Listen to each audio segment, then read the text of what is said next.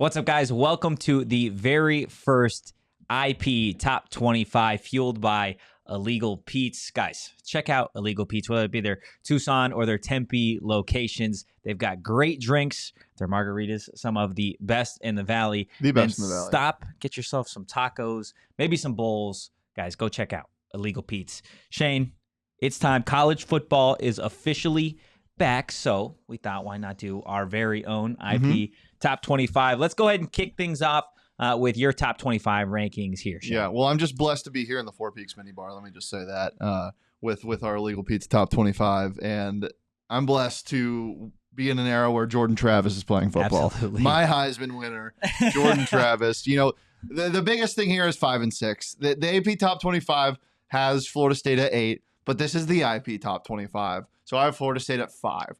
I think Florida State is a better team than LSU and USC.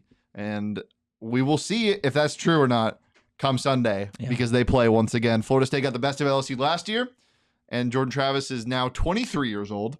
And I think they get the best of LSU once again, and I don't think it's as close as it was last year. I believe FSU is opening up as 2.5-point dogs in this game. Another thing you'll notice, Washington not as high as they were in the AP Top 25, and Oregon State jumps them.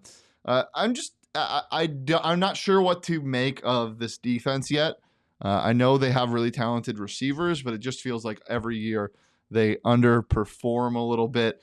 And then, you know, we had to sneak a couple of my favorite teams into the IP Top 25, Mr. Talia Tungavailoa and the Terrapins. I'm getting them all the way up to 22. I'm just a big fan of them, and whether that be my love affair for the Tungavailoa family or just how I think this team's going to perform this year, it doesn't matter because it's the IP Top 25 and anything goes. Yeah, no, absolutely. I saw some of the Pac-12 teams that you have outside of the top 10. We can go ahead and pull that graphic up just one more time. I know we have USC for you in the top 10, almost sneaking into the top 5 there. I'm curious, out of those Pac-12 teams, Utah, Oregon State, Washington, and Oregon, which team do you think has the best chance to maybe end the season in the top 10? Man, I mean, from what we saw from Utah last night without Cam Rising, that's scary in itself. I mean, this Utah team obviously they're at home, and Cal Whittingham's a great coach, and Graham Mertz is Graham Mertz. But, I mean, Florida couldn't do anything, and they just out-physicaled them. And it was the most Utah game ever where, you know, they have 400-plus all-purpose yards, but no one's over 100 in the skill position. Like 7 different guys have 50-plus rushing yards and receiving yards.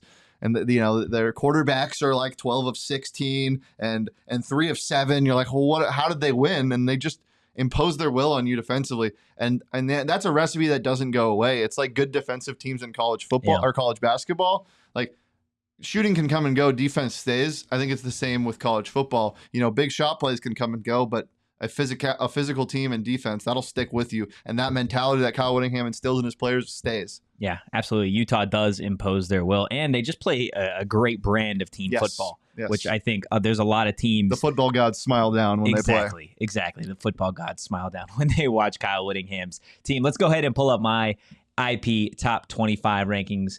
Week 1, a couple things that stand out. I love where LSU and Jayden Daniels are positioned this season. I think that Jayden Daniels and Brian Kelly is a match made in heaven. There it is.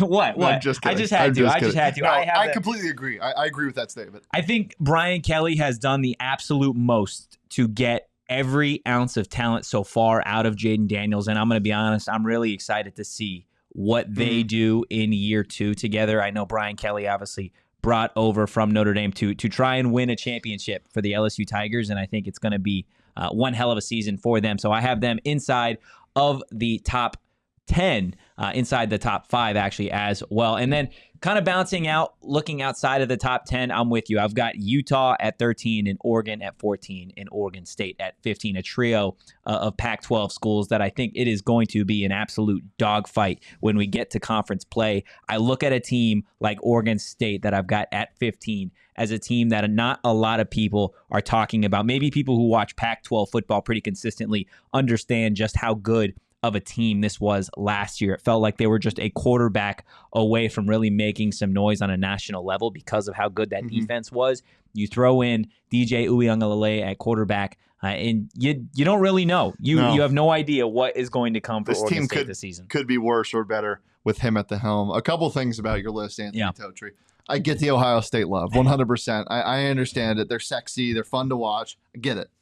Michigan at 5? Yeah. What's your reasoning there? Yeah. Well, look, let's go ahead and pull my graphic. You don't like the Big Ten? Let's go ahead. No, That's I don't. Fair. I don't like the Big Ten outside of Ohio State. I think you have to put Georgia and Alabama in your top 3, or at least I have to, right? This feels like as long as Kirby Smart and Nick Saban are the coaches of those programs. I mean, Georgia, it's a no doubt. They are number 1. That is no doubt. I just got to give some love to Nick Saban and Alabama, man. For sure. I think this is a team that when Alabama gets disrespected, it's disrespect of like, oh, they didn't make the college football playoff. I can understand. And then Ohio State at 2. I can understand your 1 through 3. I can't get past LSU maybe above. It's the Brian Kelly love and the Jayden Daniels. I think it is. You think it is? I think that's what it is. Can we congratulate each other on one thing? Yeah. Iowa is not in our top 25. There we go. Beautiful. And they shouldn't be in yours either. Iowa football should be canceled. It's terrible. You want to watch a 13-9 game? Watch Iowa. Woo! College football is back, ladies and gentlemen. That is going to do it for our first IP Top 25 of the season, but we will be right back here in the Four Peaks mini bar next week. Ridicule us in the comments. And we'll see what Tell us how dumb we are. IP Top 25 looks like next week. But for now, guys, peace.